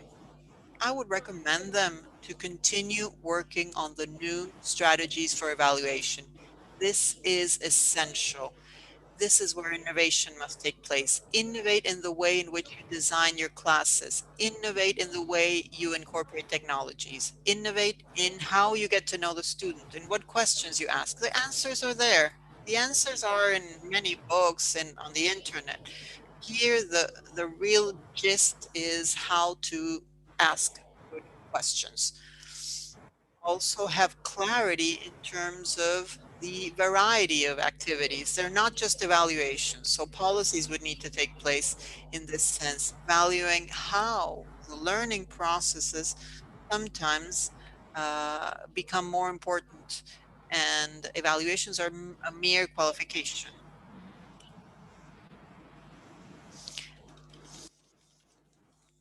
In terms of these policies, I would recommend a better understanding of these processes. And I think that learning has to become more personalized. We can no longer assume that in any type of classroom, everyone is the same. Each person will make a contribution. Finally, a big umbrella policy for everyone that must focus on bridging the learning gap. We already had a gap, and this will become even more profound with great costs, emotional costs as well, but it will also have economic costs in the countries, in the families, and in the people themselves. So I think that I would implement an integrated policy to bridge that digital divide and bridge the learning gap for higher education, and also focus on political, social, and economic developments in each of the countries of the Americas. Thank you very much.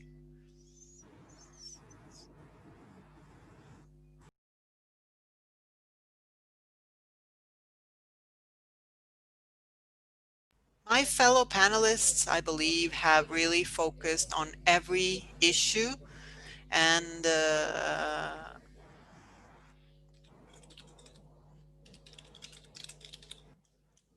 I would like to focus on two main topics that I believe are very relevant. The first one is, if I think of the future, and if I think of the future of university institutions and what this reality has brought to us and what we've seen in the countries, Marisa was mentioning that. I believe that one of the main recommendations I would make for decision makers is to think about how to maintain and how to support the most vulnerable sectors in the universities.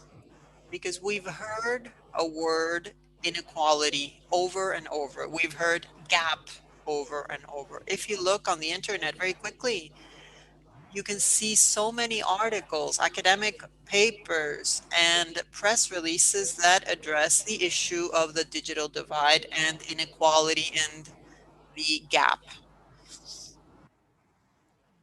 When we think about why we are here today, which is to reflect upon the future of education, I believe that the situation, the current situation, if we want to see what our countries will look like in the next decades, we need to look at educational systems as we have them today. What we have today in our countries, from kindergarten to university, have revealed serious issues pertaining the gap and also with respect to the situation of vulnerable sectors which have not been able in many cases to continue their studies. So I think that this has to do with a recommendation I would make, which is thinking about real strategies to support and to follow up for those students who have more trouble learning, which are often from disadvantaged situations, more vulnerable, with less access to technology. So I think that we must necessarily think about programs for personalized support to these vulnerable sectors as one of the strategies to mitigate the unequal access that is happening today and will continue to happen in the future in regards to digital devices and connectivity. And this, of course, has to do with university students with fewer resources available. I think that those of us who work on research must think about the future and must think about what happened with the education of these students during this time. If there has been any education, who has been part of it, who has helped these students during the absence of university as a physical place to gather.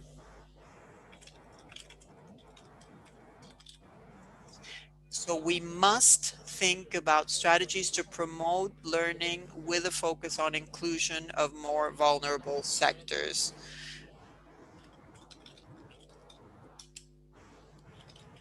And to move forward with the question that Karina asked us, apart from what I mentioned, I believe that decision makers today have to think about strategies and the issue of equal access and continuing studies, also on-site and virtual.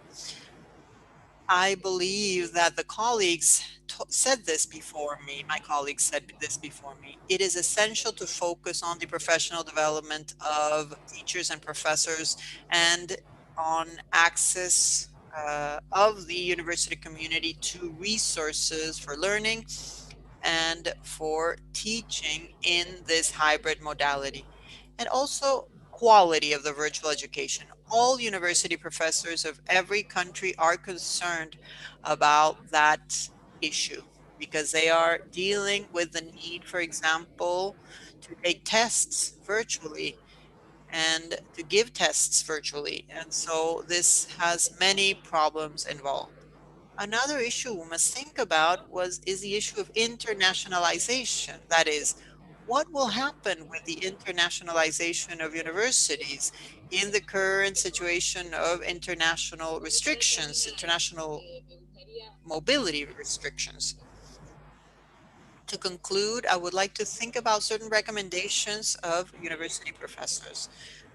Maria and Maria Elena mentioned this before. Today, more than ever, universities must ensure the processes for pedagogical training for their professors through webinars, tutorials, etc. All of the surveys that we've conducted and that we've consulted with teachers and professors agree on one thing, and it's that the main strategy of a university professor was to just transfer the same content that they had on site or in person, face to face, to courses that were taught virtually. And we know full well that this doesn't yield good results, on the contrary. So we haven't really changed the format that we've considered for on-site and face-to-face. And in many cases, this did not lead to innovation, etc. So they just kept the format and transferred it to a virtual setting. So I believe that the pedagogical dynamics, in a way, is very different from on-site or face-to-face. And this has also affected students.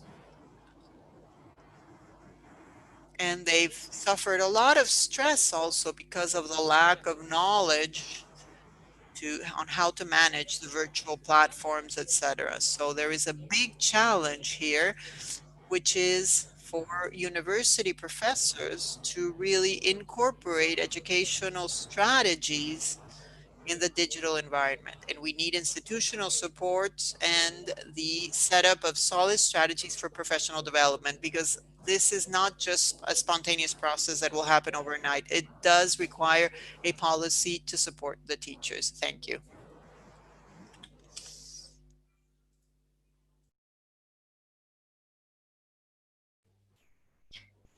Thank you all we have comments and some questions, but I will just make a summary of this panel due to time because we are in overtime now. And if you were able to accompany all the intervention, the dimensions all are multiple. They are related to different decision-making entities, macropolitics, mesopolitics, and micropolitics, related also to curricula and its flexibilization, professors and their development, gap, inclusion, different student trajectories that are tougher these days compared to before, and including the virtual challenge, and related also to what we've been working in universities like equity, inclusion, etc., that are today more transparent and more complex, including the inclusion of technology and the hybrid scenario.